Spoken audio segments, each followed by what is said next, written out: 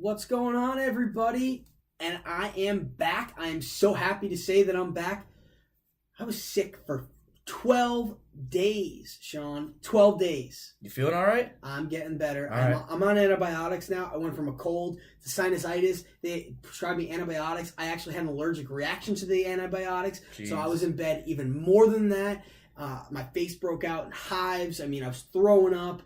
It was. I have pictures. I'll have to show you on my phone. I had to take a picture for proof because, I mean, it's just, I felt like I've never been that sick in my life and I didn't have the flu. Well, I know one thing that will make you feel a hell of a lot better: doing this podcast. Oh, you have no idea. I have this rant that I wrote almost about a month ago, and I had been waiting to use it, and I can finally use it today. I'm so pumped to start it. But you know what? We also have a ton of other topics for today's show. I mean, we have NHL talk. We have the final quarter, which we have we had to take out topics. We had so many. I know. So it's been really cool. I'm coming from a baseball game. I went to the Astros Twins game today. How was that? It was awesome. You live right across the street from the ballpark. Yeah, I know. So it's really cool that we're local and that we get to see not only baseball teams play, but the world champions play. Yeah, it's great that it's both the Nationals and the Astros are right there, and they're good teams, and it's a 10-minute walk. And 10 minutes up the road driving, we have the Cardinals and the Marlins. Exactly. So we've got 4 teams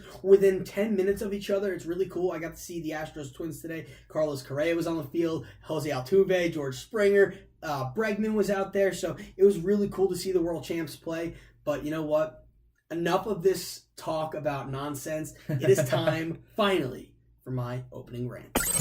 Your number one source for sports. You know who I can't stand? Kevin Durant. He looks like Donald Trump and Hillary Clinton had a kid. Now, who can argue with that? I hate Boston. I'm the biggest Miami Heat hater you'll ever meet. I just don't understand where you're getting your bogus information from. What the hell are you even talking about? Well, I'm sorry you're too freaking sensitive to handle the truth. You think I'm crazy? I'm just getting warmed up. You're now between the hash marks with James Koklak and Sean McCabe.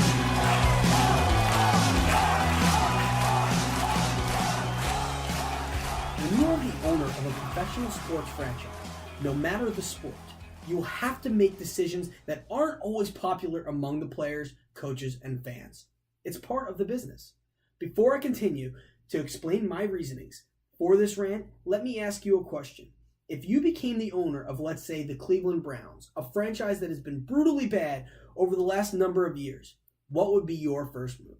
Now, I will come back to this at the end of my rant, but Derek Jeter, the new owner of the Miami Marlins, has many fans as well as players questioning his methods already in his brief time of being the new owner.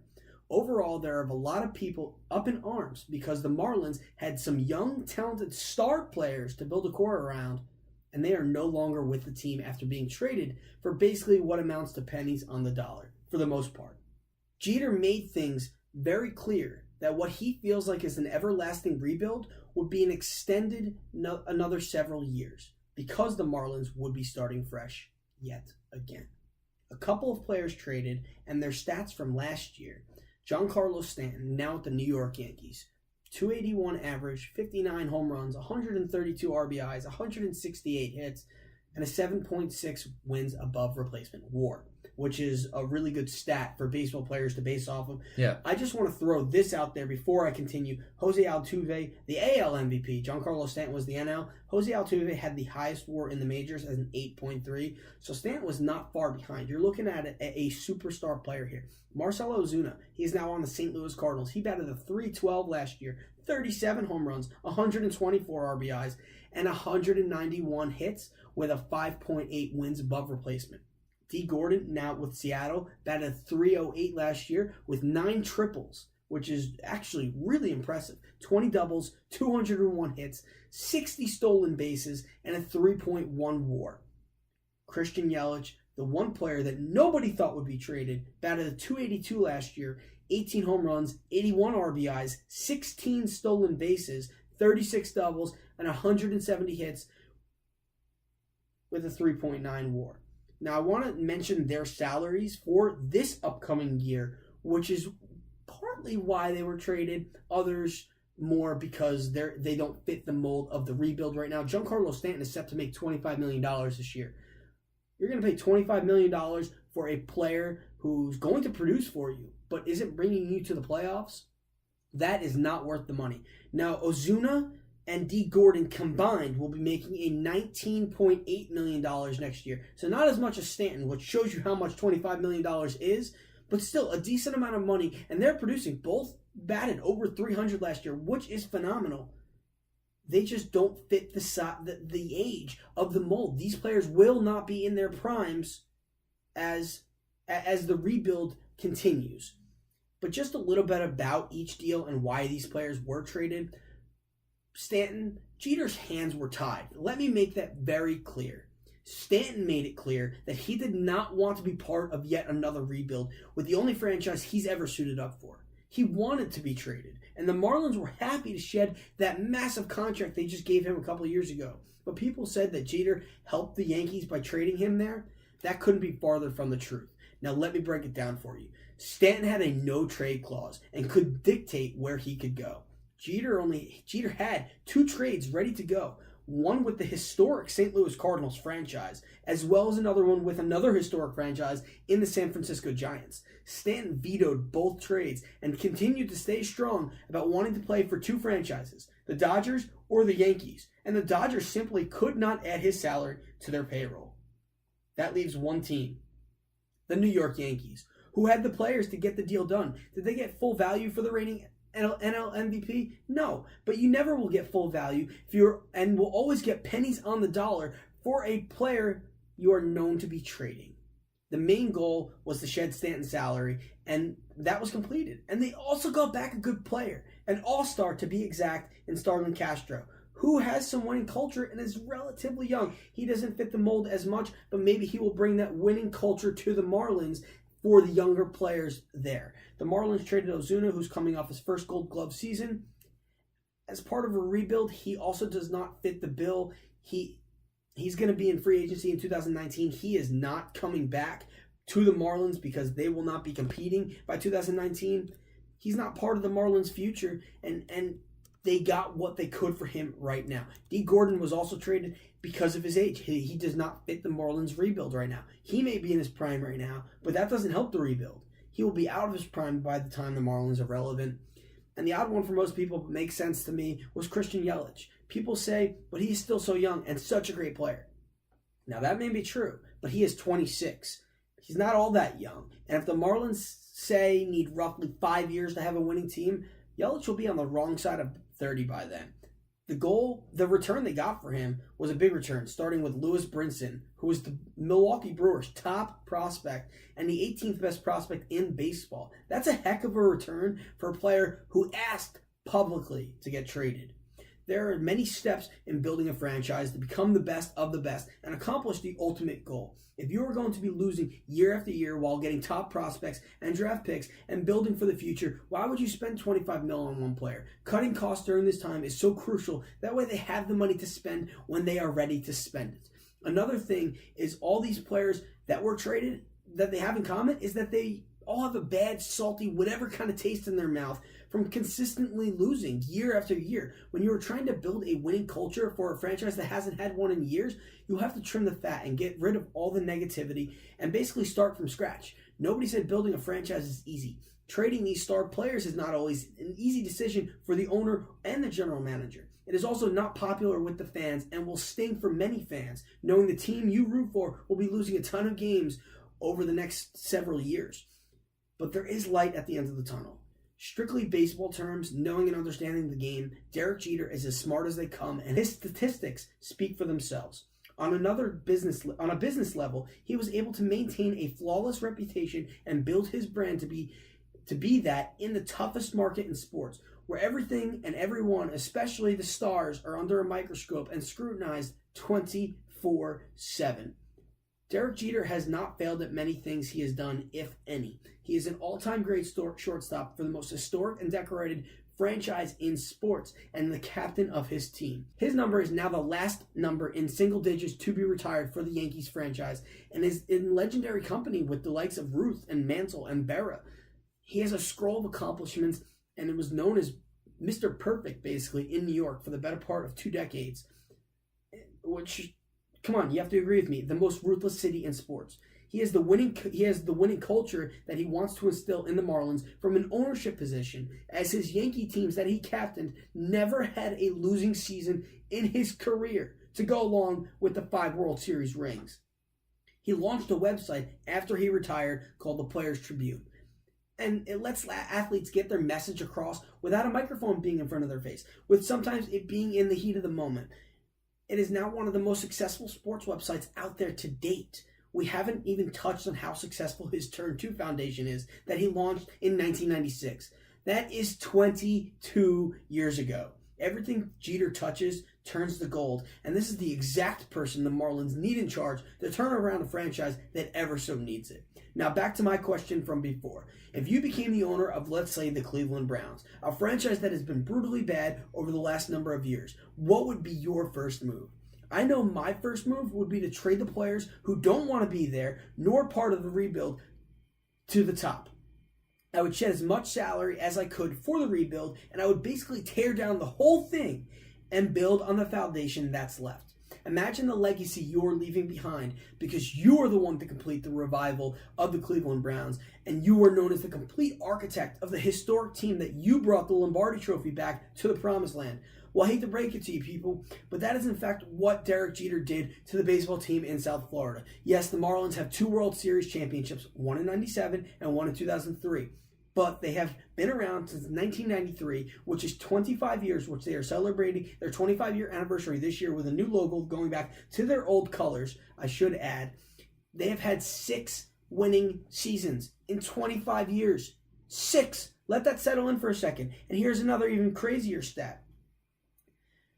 They have never won their division, the NL East. In 25 years, they have had 19 losing seasons, and Derek Jeter is the perfect person to bring this franchise to life. Miami, you asked for an owner who cared about baseball, about the team. Well, you now have one. The hate for Jeter is unwarranted, as he is making the difficult decisions that are necessary in order to move forward with this rebuild. Have faith in a man who's been successful at everything he's tried. Believe in the process this time. You will be rewarded. Fans, give him 7 years max, and you will have a team you can actually be proud of and root for. That's when I believe the Marlins will be competing for a World Series once again. Okay, here is the number one thing that you are getting absolutely. You're just not even addressing it at all. It baffles my mind right here. Okay, I'm gonna list some stats here about a random team's numbers throughout the course of the 2017 season, and you let me know what you think. Okay, this team was 10th in runs scored, 3rd in batting average, 10th in on-base percentage. They had the least amount of errors out of any team in the MLB, the best fielding percentage. However, they were 26th in ERA, 19th in batting average against, and they were 28th in walks allowed. What does that sound like to you? It sounds like a team that has one side of the game addressed, pitching. And they need some pitching. It sounds like they need pitching. Yeah. And is that the Miami Marlins? That is the Miami Marlins. Now I want to refute that for a second, though, okay, because I think it is important. Giancarlo Stanton has never had a winning season in his career. He has this taste in his mouth that I'm on the Marlins, I'm never going to win. I've been told we're going to win. I've been told we have all these great players. And you know what? They had a great outfield. Their outfield, I believe, numbers-wise, was second best in fielding percentage in the major leagues. Not just the NL, but in the major leagues. But all these players have bad taste in their mouth. Christian Yelich even came out and said, I don't like where this franchise is going. I want out. If these players don't want to be there, regardless of how good they are, they don't want to be there, they don't want to be part of the rebuild, then it's not going to work. You need to get the negativity out. And so regardless of stats, that's my take on it. Okay. If they're negativity, so we're just taking that season, and it's in a vacuum. You have the numbers right there. They're addressed. I want to say last season they went 77-85. They would have been much better if Jose Fernandez did not pass away in the tragic boating accident. They probably would have won another 15 games, and they were only 10 games out of the wild card with that tragic accident. It sounds like you just need some pitching. That's all it is. And that may be the case. And now, say Giancarlo Stanton came out and said, hey, we have a really good team. We were just missing a couple pitchers. If he went to Derek Jeter and said that, I can understand that. I'm not saying the Marlins had a bad team. What I'm trying to get to the fans is they need to be patient. They're going to have a good team again. They have the right guy. Be patient? What are you talking about? They've been patient for forever. Yeah, but they have had the wrong guy in charge. They've had a guy who doesn't care. Absolutely. Now they do have the right guy, but the players that played under the current, the old ownership, I should say, at this point, Jeffrey Loria, they are. Well, he's the worst owner in all of sports history. But I think that his mentality wore on the players, like Stanton, like Yelich, like Ozuna. Those players there was so much negativity around the ball club. I think they needed to wipe the slate clean. Possibly if Jeffrey Loria was still in charge, but with Derek Jeter coming in, he made an absolutely terrible decision by being absolutely upfront about, hey, we're doing a full rebuild this season. This is essentially letting the entire league know, hey, we're giving up all of our best players for absolutely nothing. Well, in a sense, why are you doing that? How could you get value? You lied. You simply lied to the public and the media. Hey, this is what we're going to do. We had a great team last year. We're going to build, and we're going to be contenders next year. You lie about it, and that's how you get the value for if you plan on doing the full rebuild, you just lie about it, and you'll get the actual value of the players that you want to get. I mean, we'll just go through each trade. I mean, I disagree with. There's 4 major trades. I disagree with you on 3 of them. Who cares what Giancarlo Stanton wants? He is under contract. He will either play or he won't play. And you know what? It's honestly better to have him not play and not trade him away, because at least you still have the rights, and he will eventually cave. You are a MLB organization. You don't have to listen to anybody. If he doesn't want to play, you don't have to. He has a right to not want to play if he want. Yeah, exactly. But now I can add what kind of drama is that going to bring? I think that's going to be a bigger detriment to the team. I think that Jeter just wants to wipe the slate clean. But I just want to touch on a point that you just said before. Why we always for the betterment of the team. You're going to say why lie? For the betterment of the team. Derek Jeter represents the Miami Marlins, not Giancarlo Stanton. That's somebody else's job. But it's not about Giancarlo Stanton. It's about the fans, and we're always ripping owners and coaches and players for beating around the bush, for lack of a better term, and saying, well, we're going to do this, or we're going to be very vague about this. Jeter was very upfront and honest with everybody, and I think that it hurt the Marlins in all of these trades. You're saying, okay, well, they at least got Starlin Castro for him, but Starlin Castro, he was shipped to New York by the Chicago Cubs because he's a deteriorating player, and the genius of Theo Epstein knew this, and he had one good season before going to the Yankees, and then one good season last year, but he was hurt last year, and he only had that successful of a season because of the lineup he played in. I think that it's more about not winning games with Starlin Castro this year, but more bringing in the attitude from a winning culture that Starlin Castro is coming from. I'm glad you brought up a winning culture. How can you say somebody with no World Series titles and only 2 playoff appearances in 8 years has a winning culture? How can you honestly tell me that? Coming from the team he did last year, that he's going to bring that type of culture. He's been around it now. He was on the Cubs for 6 years. They have no winning culture. Yeah, but he was also on them as with the uprise, and then with the Yankees last year, and the Cubs won the World Series because they got rid of, but when they got rid of Starlin Castro, he didn't even have any experience with that. They got rid of him because they had a younger player at his position. If they didn't have a younger player, better player at his position, yeah, but they only had that because they were so bad for so long. Say they don't have that player, Starlin Castro is a World Series champion with the Cubs. He was bad the year they got rid of him. Like, he was batting .260 that year. I think that he will be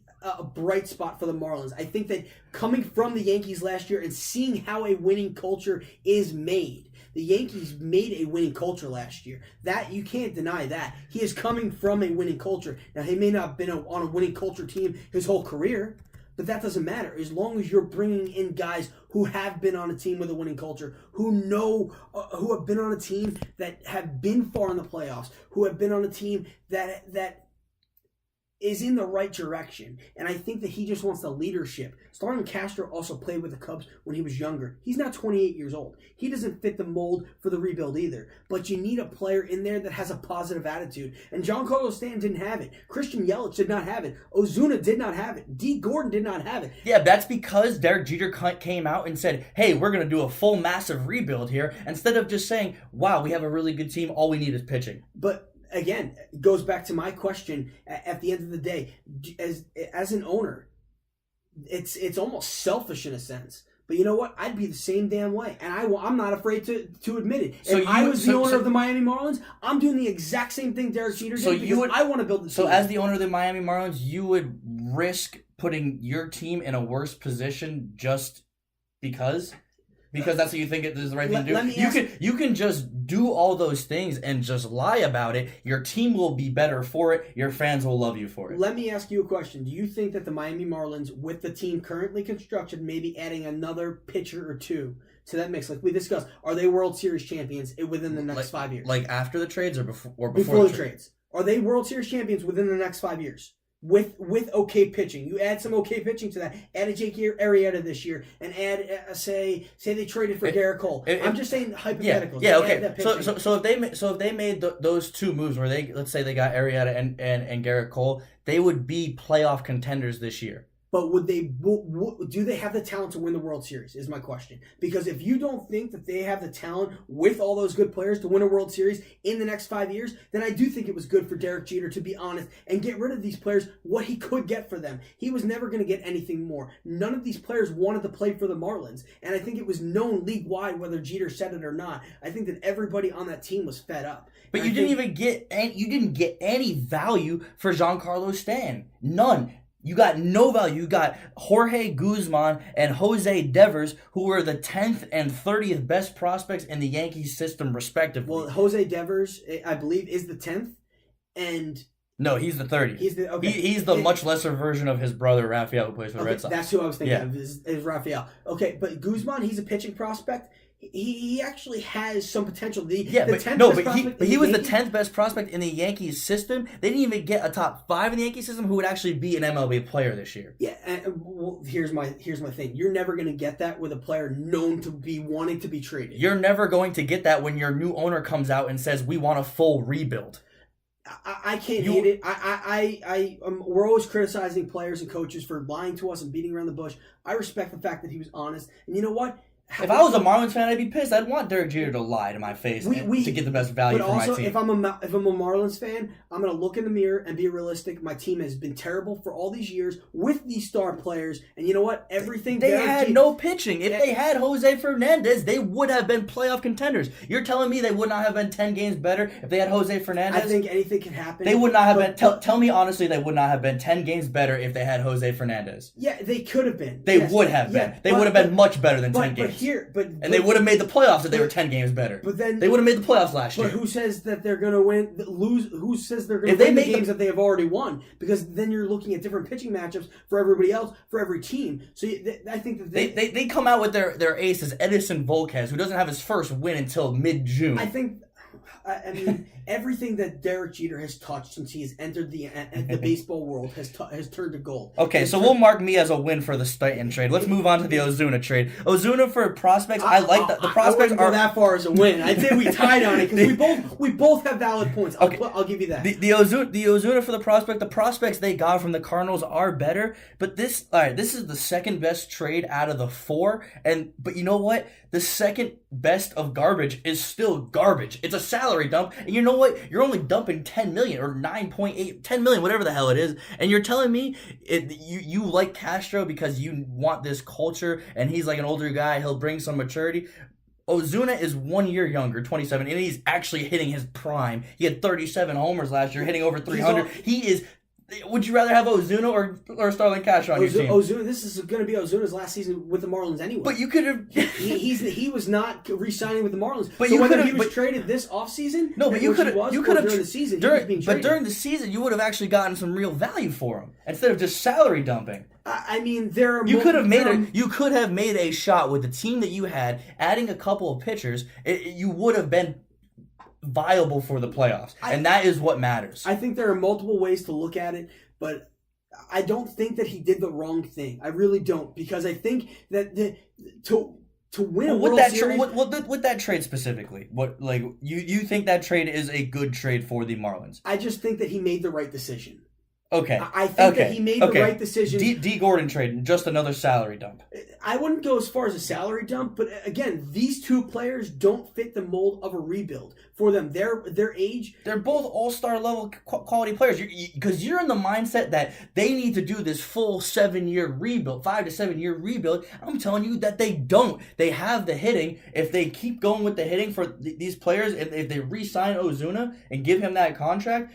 Their bats are still there. They just need the pitching. And you know how you make a successful franchise? You invest in the team. You spend monies on the players. Exactly what the New York Yankees and the Boston Red Sox and the LA Dodgers have been doing. Let me ask you a question. Now, the job you work at now, if they went as far as lying to you and making your life almost as miserable as possible, to the point where you are so miserable, everything is just negative.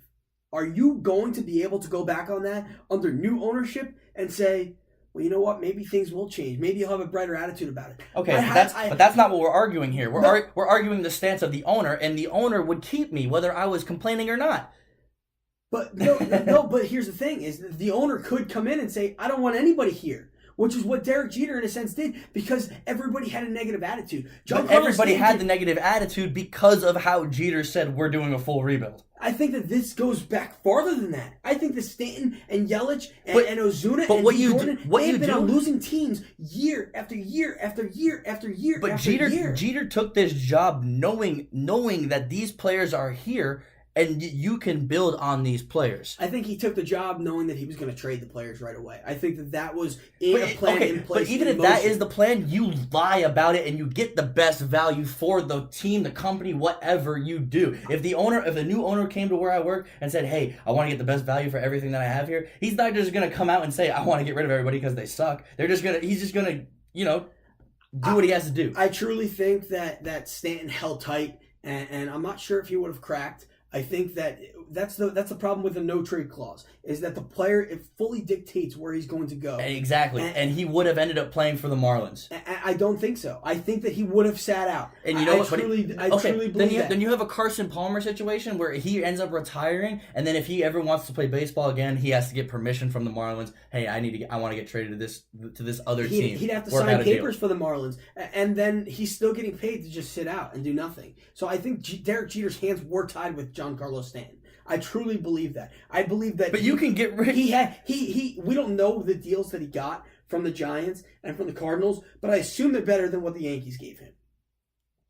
Giancarlo, the only team they were much better. The deal from the Cardinals would have been legitimate. Yeah, and I'm not sure why Stanton wouldn't go there. If I was a baseball player, I'm a Yankees fan, I would have accepted a trade to the Cardinals because they have such rich history there. It's not like he was being traded to the Brewers like Christian Yelich went to. He was being traded to a good team, a great franchise, a franchise that is known for winning, that has a winning culture, has players like Yadier Molina, who may not be the same player he was when he was younger, but he's still an amazing player to have on the bench. It's just a great baseball culture. Yes, that's what I'm trying to get at. So I think that the culture in the Marlins clubhouse was just so bad. And if we're gonna go off of lying to the fans and the owner and everybody else, I can't hate on him for being honest, because we're always hating on everybody for beating around the bush and for lying. It's his job to do what's best for the organization, and telling the truth about doing a full rebuild is not what was best for the organization. I think yes or no? No, it was not best for. Thank you. But here you go. Let me ask you a question.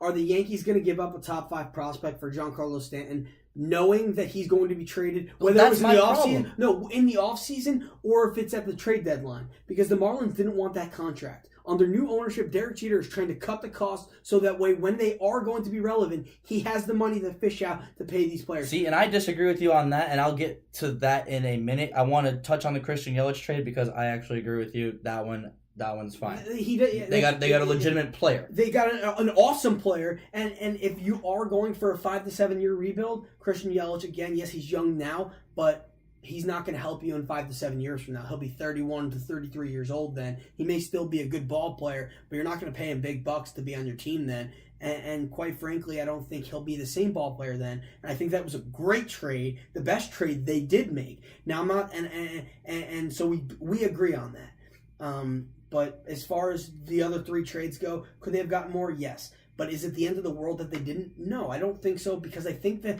starting now, they're going to have a winning culture. Are the Yankees going to be good in 5 years from now? Probably, because a lot of their players are young. Yeah, Same with the Red Sox. Okay, but the Marlins will be with them in 5 years from now. You know why the Yankees will be good in 5 years from now? Because they invest in their players. They invest in everything baseball, and the Marlins do not. They did not. I think Derek Jeter is going to turn that around. But you could do that with the players you currently had. I just don't think that it would have worked. It would no, because if you show that, hey, we are not just rebuilding, we're going to add some pitching. We like what we have here. We have a good catcher in JT Realmuto. We have a good first baseman. We have a good shortstop. We have a good second baseman. We need to fill a hole at third, but we have a great outfield. All we need is some pitching and some starting and some relief pitching.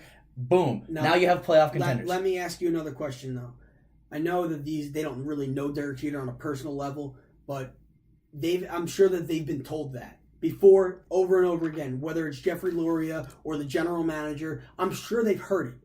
Are you going to believe it now from yet another person that says, well, we're going to bring in players so you guys can win now? You're telling me Derek Jeter, everything he touches turns to gold, and you're telling, and then you want to use the opposite argument for the players that, oh, we don't trust Derek Jeter? That's what you're going to go with? Which argument do you want to go with? No. I guess that's fair to say. But you know what? They should have trusted him. Will they trust him? Probably not. And you know what? The fans won't trust him either. But that's the point that I'm trying to make, is that the fans should have.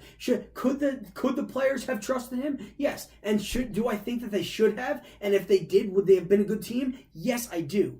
I do think that. Okay, then. But I don't think that they would have trusted him, just like the fans don't trust him right now. But who cares if you have the trust? Like the owner's job is not to have the trust of the players. It's just not. It's his job to own the team. But if they don't trust him, they're going to have negativity in the clubhouse. You're never going to build a winning culture with that negativity that they've had in that clubhouse for the last 5 years and counting. I disagree. Look at the New York Jets. They are my favorite team in football. They have been so dysfunctional in that locker room, and look where it has led us.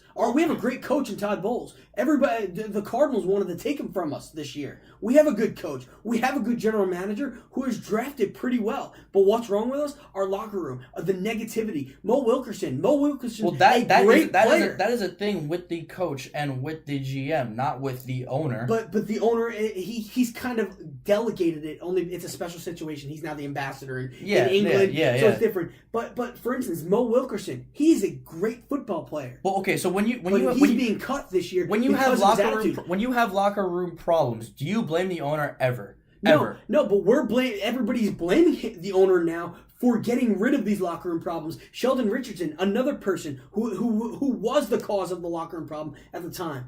Did they get full value for him? Nobody said that we were going to go out and trade him, but he was worth a first-round pick. Did we get a first-round pick back? Yeah, but no, we didn't. But he's not the MVP of the league or even Defensive Player of the Year. He's just a decent player. He was pretty dang close. He's your Christian Yelich. No, I wouldn't go that far. And I think that which you got good value for anyway. That's not even the one I'm arguing. So I think that I think he did the right thing in the long run. Maybe he went about it the wrong way, but I think he did the right thing in the long run. I think they needed to get rid of those players and get what they could, and I think they needed to start from scratch. I think they needed to wipe the entire slate clean, maybe even change the color scheme of the jerseys and get new jerseys. Wipe everything clean, because this hasn't been a miserable franchise. They have 19 losing seasons in 25 years, and they have never won their division. Something needed to change, and I think this was the change they needed. So I'm glad you brought that up. Over the past 25 years, they've been a team for 25 years, yes.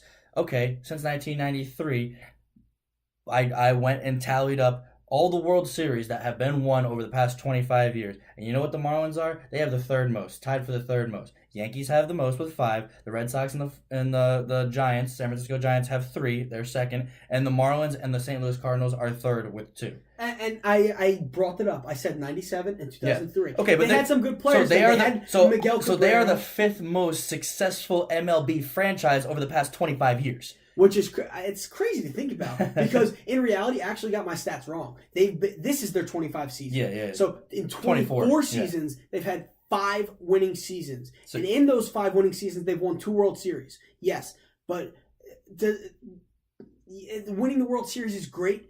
But it's the only thing that matters. It is in baseball. But you also have 19 losing seasons in your franchise, and you've only been around for 24 years in playing time. Now we're going into the 25th, and it's going to be 20 losing seasons in 25 years now because we know that's going to happen this year. But I mean, that's got to change. You have never won the division. I think they needed to wipe the. You know what? They should just move the franchise. Derek Jeter should move the franchise to West Palm Beach. To West Palm Beach. Move it somewhere else. Get it out of Miami. And make sure that, you know what? If I was the owner, I would have done the exact same thing. And guess what? If I was the owner of the Cleveland Browns, I'm doing the same thing. If I'm the owner of the Miami Marlins, I'm doing the same thing. If I'm the owner of the Sacramento Kings, I am doing the same thing. Okay. I am wiping the slate clean. Okay. So you're telling me that the 5th most successful MLB franchise over the past 25 years, who were 10 games back of the playoffs last year, 10th in runs scored, 3rd in batting average, 10th in on-base percentage, the best fielding team in the MLB with a terrible pitching staff, they need to give away their 4 best hitters and fielders, and then you tell their fans that they need to wait 5 to 6 to 7 years to be relevant. They need pitching. All they need was pitching. And after all of this salary dumping, after all this trading, they still don't have any pitching. And that is what this is. It is a huge salary dump so they can attempt to make some money off of this season because, let's face it, Marlins fans don't go to games because they're not that good. But it's just all it is. It's just a money grab. You know what you do? You know how you make money in an MLB team? You invest in the team, you spend money, you win playoff games, and you win titles. That is what you need to do. This is only a salary dump. Don't sell Marlins fans piss and tell them that it is beer because that is exactly what is going on right now. The very last thing that I'm going to add is by World Series, yes. But quite frankly, and this sounds terrible, but if I'm a fan, I'd rather be in the playoffs every year and come up short by 1 game than have 2 World Series championships to my name and have 20 losing seasons. Get out of here. And only make the playoffs twice in that span. The Red Sox had 3 out of a 4-year period, 3 seasons where they came in dead last in the division and 1 year where they won the World Series. I'd much rather have that than 4 playoff trips and getting bounced in the ALCS. Yeah, 3 out of 4 is different than 20 out of 24. 2 titles. They have 2 titles. You know who would kill for 2 titles instead of numerous playoff appearances right now? The Cleveland Indians. That's that. They've also done it right for a long time now. They've done it right by not successfully winning a World Series. Hey, you know what? Sometimes doing it right does not get you where you want to go. All right, well, you got me all fired up. Baseball me too. I got myself all fired up. Well, baseball's got me fired up. I mean, you know what? We just got to cool down a little bit and hit the ice because it was a crazy trade deadline. But this time, it's hockey. You're listening to BTH. Do you have the overwhelming urge to advertise something where it'll only reach 100 people? Well, don't we have the perfect thing for you? Right here, we will sell you this 30-second spot for whatever commercial you want, as long as you let us put this music with it. This music will be by Audionautics and Jason Shaw. Isn't this music fantastic? We sure think so, and that's why we're going to make you listen to it for a few more seconds. Now, back to the greatest sports podcast ever to be conceived. And welcome back to BTH. Tell us what you think. Did Derek Jeter already fail the Marlins? But you know what? We're moving on to another crazy trade deadline, this time with the NHL. Wow. The New York Rangers actually did it. We were talking about it a couple weeks ago, how the Rangers would be sellers at the deadline and that they shouldn't be. Well, they didn't listen to us. They should have gone for one last run. Didn't listen to us at all. They got rid of Rick Nash. Ryan McDonough, JT Miller, just everybody on the damn team. They basically ended the error that they had, and they began their full rebuild. But the major question is, and James, this is my question to you, why not trade away their star goaltender, Henrik Lundqvist? Now, I've asked myself the same questions. I've got a lot of friends who are Rangers fans, and I say friends, but most of my friends who I'll talk sports with actually know about sports, like you and I. Yeah. Like, we're not clueless. We look up information. We have information. This is what our passion is. So, the one common answer that I've gotten was that Henrik Lundqvist has a no-trade clause. He did not want to be moved. So they couldn't physically move him because he didn't want to go anywhere. Okay. But he would have fetched the biggest return. I've asked myself the same question. Why go through a rebuild and not trade your star goalie who's going to bring the best return for you out of any player you're going to trade away? Especially somebody who's been pretty terrible over the past, month or so. Yeah, at I least. mean, since the All-Star break, he is 2-8-1 as a goaltender with an .884 save percentage, giving up 4 goals a game. 9-10 is considered like the lowest you want to be as a goalie. Yeah. To be anywhere in the 800s is absolutely a travesty. And for Henrik Lundqvist, I don't even want to put into words what that means. But he's also 35 years old. Yeah. So I thought, this is just the hockey coming out of me. I thought he could have gotten traded to the Toronto Maple Leafs. That would have been a great fit for him. There are several other teams out there. Could have used them. The Hawks could have used them maybe a little bit earlier in the season. And we discussed this earlier. The Hawks, it's not really their goaltender. They haven't been able to score goals. But I think that's also a mentality thing. They think, oh, well, we don't have a good goalie back there. So even though he's doing okay, they're just not giving their full effort. I think there's more that goes into that. I think there are a couple of teams that could have used a Henrik Lundqvist. Okay, yeah, no, but you know what? I was looking at the Rangers stats because we were talking about this a couple weeks ago. How they should go for another run, like one final hoorah. But they've been talking about, hey, we're going to be sellers at the trade deadline, and this is what happens when you're telling your players, we don't want you anymore. Just goodbye. We're trying to get rid of you. They're 0-6-1 going into tonight's matchup against Vancouver. 2-10-1 since the All-Star break, and 5-16-1 since January 7th.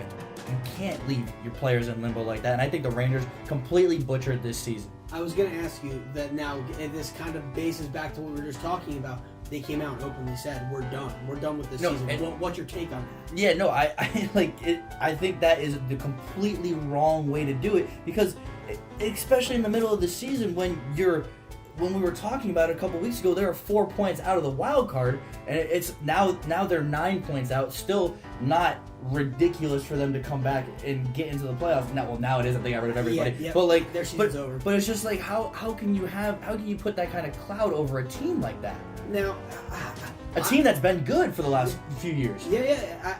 They've had a really good run for about 6-7 years now. And a team who hasn't won a Stanley Cup since '94, and their only cup is in '94 since 1942. Wow. They have won a championship since 1942. So we're talking about a team who hasn't really been relevant in the Stanley Cup Finals. And there was a time when there was only 6 teams for many years. Yes, and they're part of it. It was the Rangers, Detroit, Chicago, Boston, Toronto, Montreal. So it's just, did they make the right moves? No, they did not. You say first of all, you have to go one way or another. If you're going to go full rebuild, you got to convince Hank to go. Yeah. You traded away Ryan McDonough, which if you're going full rebuild, I understand that trade. Yeah. Okay. You also need to get rid of Matt Zuccarello. You need to get rid of Zibanejad. Although he's still somewhat young, you could keep him as a foundation piece, be a first line center, second line center for you, somewhere in there. First line center is so crucial in hockey. Maybe he's more of a second. But you have to get rid of all of your players that are not going to be part of your rebuild, and they did not do that. They only got rid of about half of them. Yeah, it's like you can kind of just tread water. That's what I felt like they were doing all season. They were treading water, and then the announcement comes out that they're going to be sellers. But how can you do that when you've literally seen the New York Rangers be one of the worst teams? They just sneak into the playoffs, and then Lundqvist catches on fire. And then I hate it. But, no. As a Bruins fan, I hate it. No, But it's just like, how can you you have that mindset that we're not going to do it. I feel like with the Patriots, like even when they're losing by 20, they're going to come back, they're going to do it. Like, how can you just be sellers like that when I feel like this is the best goaltender in the NHL? Am I crazy? Not anymore. Well, not anymore, but like over the past 5 years. 5 years, yes, I could give you that. And you know what? He's going to close in on a top 5 of all time, most likely. And not to mention, like, I know, just going back to the 2011 Bruins team, Tim Thomas was like 36 when he had his amazing season. It's not crazy to have someone like Lundqvist just have a renaissance for like a month and a half. Brodeur played until he was 42. Precisely. And he made the Stanley Cup final, I want to say, when he was 39. Yeah. So it happens, and he was great that year. Okay. I don't know if we've talked about it on this show before, but that Stanley Cup final was literally 2 bounces the other way. The Devils won the Stanley Cup. They lost in 6 games very quickly. In Game 1, Game 1, Mark Fane hit the post in the third period, tie game, under a minute to go. Hit the post, open net. I mean, that goes in the net. Devils win. That's Game 1. They lose that in overtime. Game 2, Ilya Kovalchuk shoots it over the crossbar. Same deal. Under a minute to go in the third period. That's an inch lower. The Devils are up 2-0 in that series instead of down 2-0-2. And they win that series. Martin Brodeur is a big part of that. That's the whole point of the story. He's 39 years old. He was a big part of that series, and it was within inches of going the other way. So they didn't get rid of Henrik Lundqvist, but what about the other trades that they made? What do you think of them? You know what? I like the Grabner trade. He is a unrestricted free agent at the end of the year. Now, did they get good value? They can get good value. Let me dive into it a little bit. Rykov, first of all, first trade ever between the Devils and Rangers. The last time that a trade happened between these two teams, the former Devils, which were the Colorado Rockies, traded, I forget his name, it happened back in the 70s, to the Rangers. So it was a trade from the Colorado Rockies, who are now a baseball team, to the New York Rangers. I like that trade. They got a second-round pick, which is really good. Also, they got a defenseman who is an NHL-ready defenseman, might I add, Igor Rykov from the New Jersey Devils. But here's the kicker to that. He's playing over in KHL right now, and there's a chance that he's never going to come to the NHL. So that's the kicker on that trade. But the Rangers made that move and asked for that player because he is playing on Scott St. Petersburg. The Rangers, the heir apparent to Henrik Lundqvist, who they have a good goalie in their farm system, but he's also playing in the KHL for Scott St. Petersburg. Okay. So they traded for a player who's playing with their goalie, who's the heir apparent. So if they both come over, it'll be a really good for the Rangers, and it'll work out trade-wise for them that way. Rick Nash trade. Do I like the trade for Boston? Yes. I like that. It's good for Boston this year. This year, yes. But Rick Nash is 33. He's 33 years old. Exactly 33, 257 days old, should I add. Okay, his stats have gone down over the last 3 years. He's averaging roughly almost a half a point game less per game over the last 3 years, and his playoff numbers are honestly not good at all. They're mediocre. Yeah, for a player of his caliber, they're mediocre. They should be much better. I want to give you 2 examples. We discussed this earlier. For his Rick Nash's playoff numbers for his career, which is we're giving you this information because this is what matters. This is why Boston got him. This is exactly. They got him not for the regular season, but for the playoffs. They're going to be in the playoffs. Yes, for sure, 100%. He has 77 games played. He's only got 15 goals. And the NHL season is 82 games. So if you had to add another 5 games onto that, maybe 1 more goal at that rate, 16 goals over an 82-game season for Rick Nash, that is absolutely horrible for a player of his caliber. He's only got 41 points, so it's just about a half a point a game, which is not great for somebody of his caliber. Now I'm going to read you off somebody else's stats.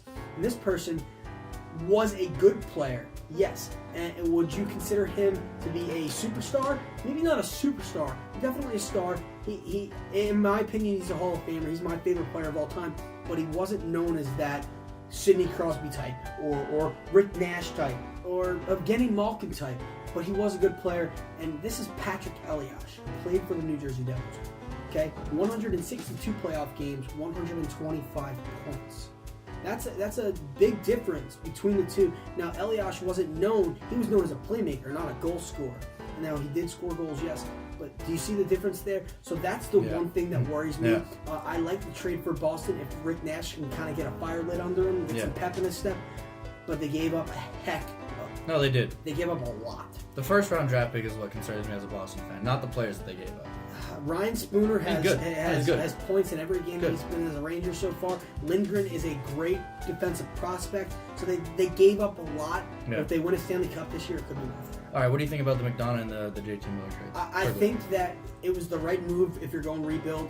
I love what they got back. Nemestikov is a really good young player. Okay, they also got a first-round draft pick, a conditional second. If Tampa wins the Stanley Cup in the next 2 years, that second-round pick turns into another first-round draft pick. So they could have gotten 4 first-round draft picks in this trade deadline, which is absolutely phenomenal, might I add. And I hate it because I can't stand the Rangers. But on a side note here, I do like the trade. I think it fits for both sides. It's just funny, the Tampa Bay Lightning have 3 former Rangers on their defense. Anton Strowman, Dan Girardi, and Ryan McDonough all played together with the Rangers, so it is a little bit weird. I'm not sure why they included JT Miller in that trade. He's kind of young still. I like him as a player, but, I mean, they did get a nice young player back in Nemestikov. All right, yeah. Another puzzling move was that the Ottawa Senators, they didn't trade Erik Karlsson. Now, there was rumors flying like crazy that he was going to be shipped here, he's going to be shipped there, he's going to be playing over here. But they're the 3rd worst team in the NHL, and they decided not to get any value for their star player, who's one of the best defensemen in the league. And I don't know, it seems like he's not going to be playing with them next year. Why? He will not be playing with them next year. Yeah. That's a 100% fact, but here's the thing. He's still signed for next year, so they have to trade him. If they don't trade him in the offseason, he have to sit out or play for the Senators next year. So they will get value for him. Now, I understand why they waited. They'll get more value in the offseason because more teams can be involved at the draft. Right now, you're just looking at certain teams that could use him for the playoffs. I'm surprised a certain team wouldn't overpay just to get that guy for this year. You know what? I think teams are smartening up about that. And also, there's a kicker to this trade. Now, Bobby Ryan is a great hockey player. Mm-hmm. He kind of hasn't fit in Ottawa with the Senators after coming over from the Ducks. So they wanted to include his contract with any trade really that happened this year. That's the rumor. Okay. That's the rumor. Now here, we both know in hockey, the salaries are a little bit less per in the NFL. Kirk Cousins is probably going to sign a $30 million per year. Yeah. Patrick Kane and Jonathan Toews are 2 of the top 5 highest paid players in the National Hockey League, making $10.5 million a year. Yeah. Okay. Bobby Ryan has 1 no movement clause and a no trade clause, a modified no trade clause, a no movement clause for each of the remaining years of his contract. He's under contract until 2022. Oh, and let me add, his contract was a 7.25 cap hit this year and a 7.5 cap hit for the next 1, 2, 3, 4 years after that. That is why he was not traded at the deadline this year, even though I think that both sides wanted to get it done. Only a select few teams, 1, had the pieces to get the deal done, and 2 had the cap space for both Erik Karlsson and Bobby Ryan. And that's what made the trade difficult this year, is they're trying to add Bobby Ryan into that. $7.5 million is a lot of money. All right, coming up next, we have more trade deadline stuff and a lot more topics to get to. The final corner is coming up next. You're listening to BTH. Do you have the overwhelming urge to advertise something where it'll only reach 100 people? Well, don't we have the perfect thing for you? Right here, we will sell you this 30-second spot for whatever commercial you want, as long as you let us put this music with it. This music will be by Audionautics and Jason Shaw. Isn't this music fantastic? We sure think so, and that's why we're going to make you listen to it for a few more seconds. Now, back to the greatest sports podcast ever to be conceived. And we're back. I know, I do that every single time. Every time. It's my phrase, so I am allowed to do it. And we just had an awesome segment.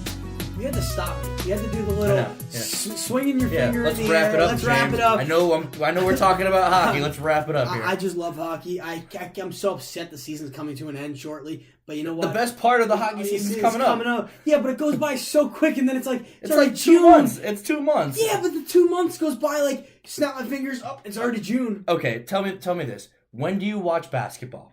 The playoffs. No, June. Yeah, The exactly. finals. Okay, exactly. Most people for hockey, they just want the playoffs to happen. Yeah. No, I get it. I'm just a diehard hockey fan. I love talking about it. I love playing it. I love watching. I love everything about it. But you know All what? right, settle down over there. Hey, you know what? There's a reason for it. 2012, the Kings, 16th seed, won the Stanley Cup. Last year, the Predators, the 16th seed, went to the Stanley Cup. Could have won. It could happen. So hockey is really the only sport that you can really get that upset. But guess what? It is time for the final quarter. Woohoo! Our newest segment. It's an awesome segment. We had so many topics that we had to cut topics out for next week. That'll be relevant next week because there's just so much to talk about. But guess what? We're going to start off right now. The first question. Did the Jacksonville Jaguars get Blake Bortles 3-year, $54 million for a deal right? Is that the right move for the Jaguars? So it's a yes and a no. So there would have been a fifth-year option on Blake Bortles, which would have cost the Jaguars $19 million. Woo! Yeah, that would not have been worth it. This is much less. So they kind of did a deal for each other where, hey, we'll give you a contract. You can play in the league for a couple more years. You'll be a starting quarterback, and you're not going to cost us as much money. But you know what? It's no, because he is the fourth best quarterback in that division. I don't care what anybody says. Unless Andrew Luck's not going to play, then he's the third best. But normally there's nobody worth going to get in free agency. But you know what? They should have made a move for Kirk Cousins. I mean they should have made some sort of move. They would have ended up paying a lot more for Kirk Cousins. But you know what? I think he is that much better than Blake Bortles. I was looking a little into this, and it looks like that Blake Bortles, they still could look to add somebody. That the cap hit is really only going to be about $10 million because of the guaranteed money. So in reality, they could pay him to be a $10 million backup. Yeah. The Bears did it with Mike Glennon last year, even though they paid him about $15 or $16 million. So I think, yes, it was. This the right would be a move. little You gotta bit more. lock him up. This is going to be almost 17 million a year. If the deal goes through all the way, yes. Yeah. But I think the guaranteed money only makes it about a $10 million Yeah. cap hit with incentives to add on to it. So I do like the deal, yes. This does fit for the Jaguars.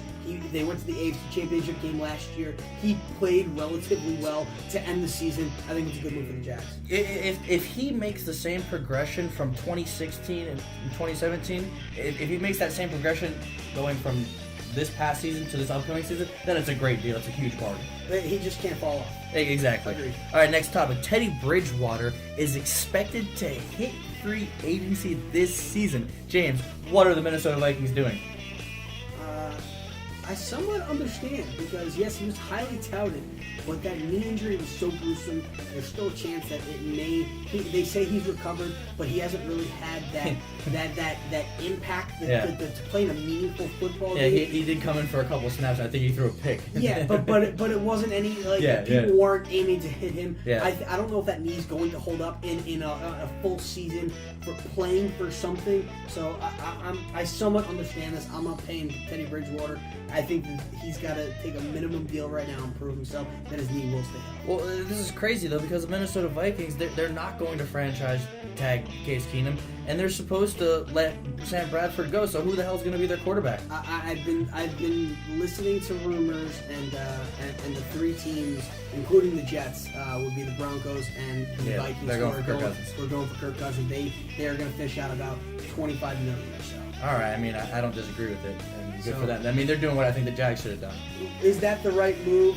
I mean, it's hit or miss. This is probably the toughest call of the offseason for any football team, in my opinion, is the Minnesota Vikings quarterback situation.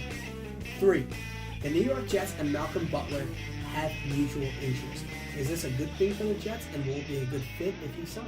I think it's an okay thing. I think it's okay to be interested in him, and I think it's actually bad for Malcolm Butler because he's going to end up getting torched by Tom Brady twice a year. But if that happens, but I mean honestly, how I view building a team and what seemed to have worked successfully over numerous years, you build inside and out. You build with your quarterback and your offensive line and offensive side of the ball, and then your wide receivers. You build your defensive line and your linebackers. The Jets have too many needs to really be going after star corners. You know what they should do? They should just draft Kirkpatrick out of Alabama and address it that way instead of paying Malcolm Butler. He's going to want a lot more money than he's worth, in my opinion. I agree with you to that extent. If they get Kirk Cousins, if they don't get Kirk Cousins, and they have to draft a quarterback, and they can't take Fitzpatrick with that first pick, because I would love making Fitzpatrick up the Jets. I would love that. Trust me. But it depends how they go in. If they sign Kirk Cousins, that is really the whole ball game here. And I feel like they need linebackers. They do. They have one. Darren Lee. He's progressing. He hasn't been that first-round talent that we wanted him to be, but they have two great safeties that are progressing really nicely. Marcus May and Jamal Adams. So maybe the cornerback isn't as big of a need as maybe a defensive tackle, or maybe what they really need is a pass rusher, build inside out. So that's where they need to go first, is pass rusher. So do I like Malcolm Butler? Yes, but I think they need other things first. All right, we discussed some of the big things that happened in the NHL trade deadline. Who, in your opinion, is the biggest winner? It pains me to say this, but the New York Rangers. Wow. I hate to say it as much. I've kind of grown away from hating them as much, kind of like I've grown away from hating the Patriots, and I kind of admire teams now. Even though they're my rival, and I'll never root for them, it's still a little bummed. I'm still bummed to see them win this trade deadline, but now they have 3 first-round draft picks moving forward for this upcoming draft, 2018 draft. That's a lot. Now, yes, they could be glorified second-round picks in a sense because they're later in the draft, except for their own first round. But getting those picks, getting the Rykov if he comes over, that's a really good trade for them. Mestikov. They got 2 really good talent and prospects from Tampa Bay. Names are having a brain fart on their names, but Steve Yzerman is a great general manager. They have great scouts.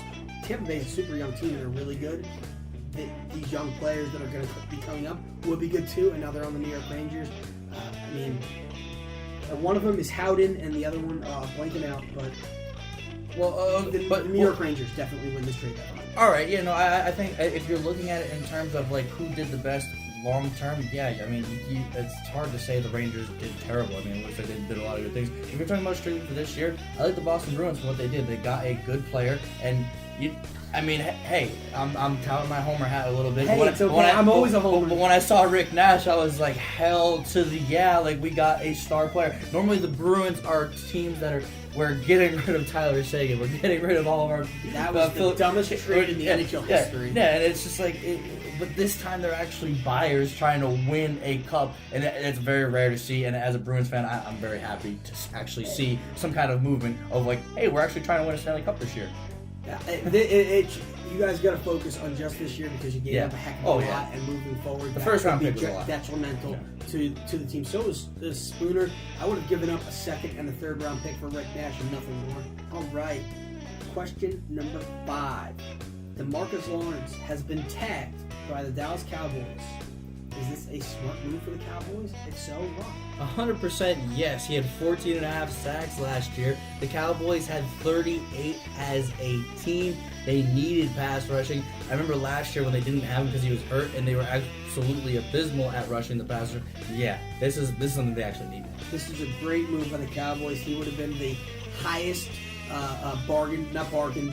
prized free agent out there on the market. 14.5 sacks is a monster year. Great move by the Cowboys. I have nothing more to say. You cannot win without a pass rush, and he is an extreme, awesome pass rusher. The Red Sox finally landed the big bat they needed with JD Martinez. Are the Sox back in World Series contention?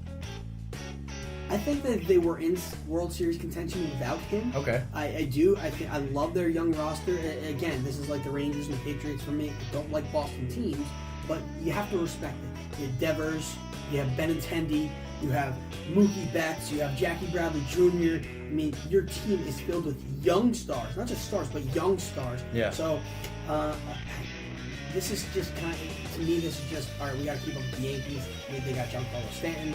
After all the young players they have and they're going to bring up, they're kind of neck and neck now with this signing, and I think that's what they were trying to compete for, was with the Yankees, not much much for a World Series. I think they were already there. Yeah, no, I mean, Vegas has them as the 7th favorite right now, so yeah, I'd say, them as a World Series contender is pretty accurate.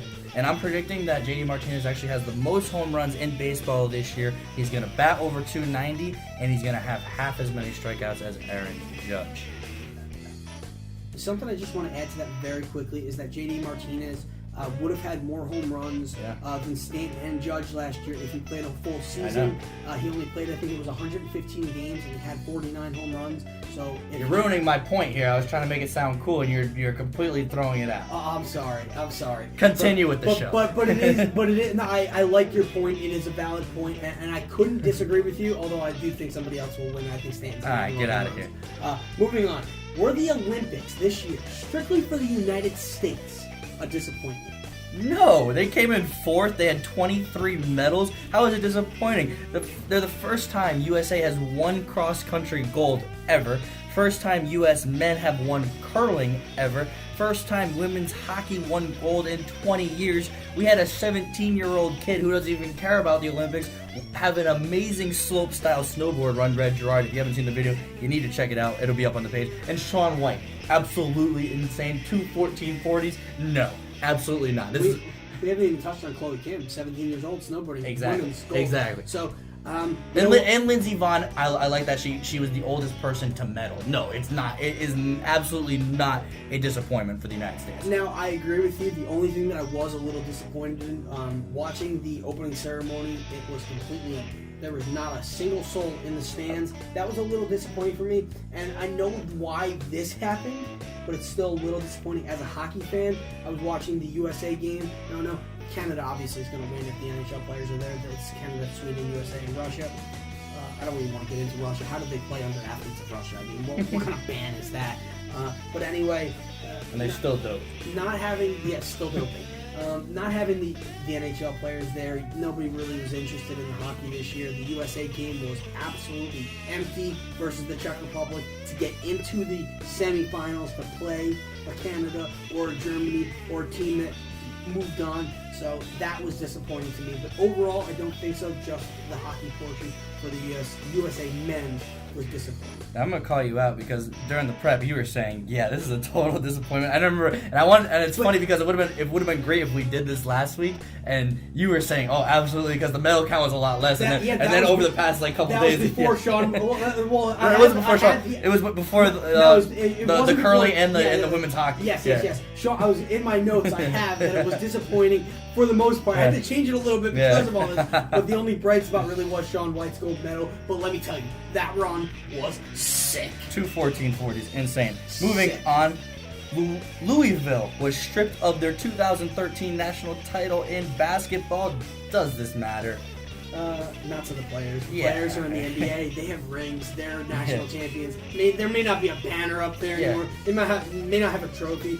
But if you take away the banners from the Patriots and take away the trophy from the Patriots, are they still Super Bowl champions? Yeah, they won the game. It's like what they did. It's like what they did with the Heisman Trophy with Reggie Bush. They took it away from him and they tried to give it to Vince Young. Vince like, no, get that out of here. Yeah, Reggie Bush stole the 2005 Heisman Trophy. I think it was 2005. Yeah, absolutely.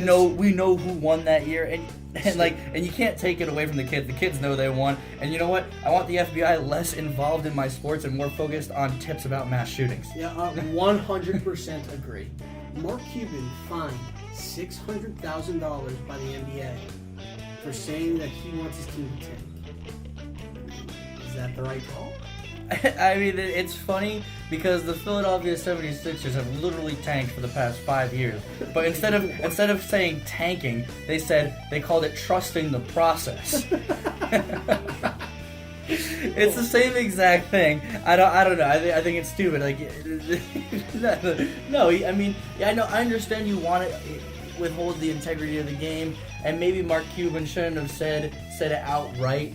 Because that's. I mean, if you just call it trusting the system or trusting my brain, or I wouldn't trust their system too much right now. No. But should he get fined? No, he shouldn't get fined. No. Teams tank all the time to get better. I mean, the suck for luck thing. It happens. I don't think he should have been fined. Something that applies to this that also would apply to the Louisville thing that I wanted to add that I did not add is that you have to give every team the same punishment. You have to treat everybody fairly. So if you're going to do that with Louisville, do it with everybody else. If you're going to do it with the Mavericks, then you know what? It happened 5 years ago. Fine the 76ers $1 million for all the tanking that they did because they would have deserved it by that. They weren't tanking. They were trusting the process. So be consistent with all of that. But something I do want to add to this Mark Cuban is that this is the last year that the last place team will have the highest odds to get the first overall pick. Yeah. So you know what? Take advantage of it. Because starting next year, you top 3 teams will all have the same amount of odds, rather than the top team getting the most, then the second, then the third, and so on and so forth. So tip my hat to Mark Cuban. We're always ratting on people, telling them for the same reason I said for Derek Jeter earlier. I hate liars. I don't want to be lied to in the sports.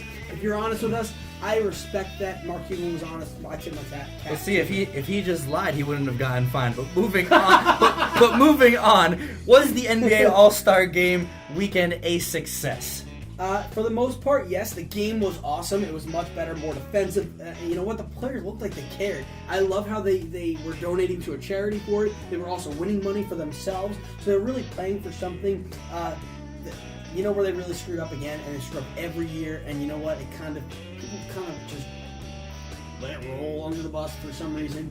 There's no big names in the dunk competition. Hey, yeah, you know what? I completely disagree with that, because Donovan Mitchell, he's either going to be the Rookie of the Year or the Rookie of the Year runner-up, and he won the dunk contest. I think that's great. I think Devin Booker, who won the three-point contest, won that. That was great. Spencer Dinwiddie, these young players did well, and that is great. I think the All-Star Game weekend is all about these younger players, younger stars are rising up. I fully support everything that happened with the NBA All-Star Weekend. One thing they need to do is they need to televise the All-Star Game draft. When I say big names, I mean the LeBrons, the Kevin Durants. LeBron James needs to partake in an All-Star competition dunk contest, because he's got the sickest dunks out there, and we haven't seen it yet, and that's the kind of name that I want to see in there. That's the most disappointing for me. But other than that, three-point competition was awesome. Skills competition was awesome. The game was awesome. Donovan Mitchell was good in the dunk competition, but I would like to see a big name in there like a LeBron James. All right, fair enough. Coming up next week, we are talking crazy amounts of baseball. We have my opening rant. You're listening to Between the Hash Marks.